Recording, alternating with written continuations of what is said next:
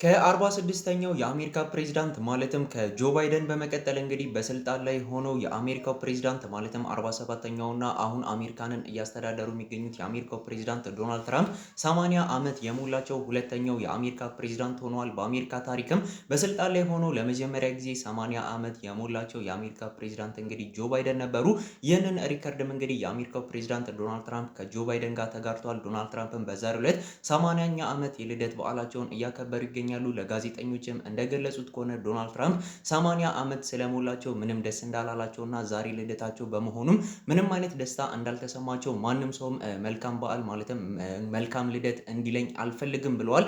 በተጨማሪም ደግሞ በዛሬው ዕለት የአሜሪካው ፕሬዝዳንት ዶናልድ ትራምፕ 80ኛ ዓመት መሙላታቸውን ተከትሎ በተለያዩ የአሜሪካ ግዛቶች ውስጥ እንግዲህ ከፍተኛ የተባለ ተቃውሞን ዶናልድ ትራምፕ ላይ ለማስነሳት አክቲቪስቶች እንቅስቃሴ እያደረጉ እንደሆነ ተገልጿል። ከዚህ በፊትም እንግዲህ የአሜሪካው ፕሬዝዳንት ዶናልድ ትራምፕ አሜሪካንን እንደ ንጉስ ነው የሚያስተዳድሩት፣ አሜሪካውያን ደግሞ ንጉስ አያስፈልጋቸውም የሚል ተቃውሞ ዶናልድ ትራምፕ ላይ በተደጋጋሚ ሲነሳ ነበር። ይህ ተቃውሞም እንግዲህ በዛሬው ዕለት የአሜሪካው ፕሬዝዳንት ዶናልድ ትራምፕ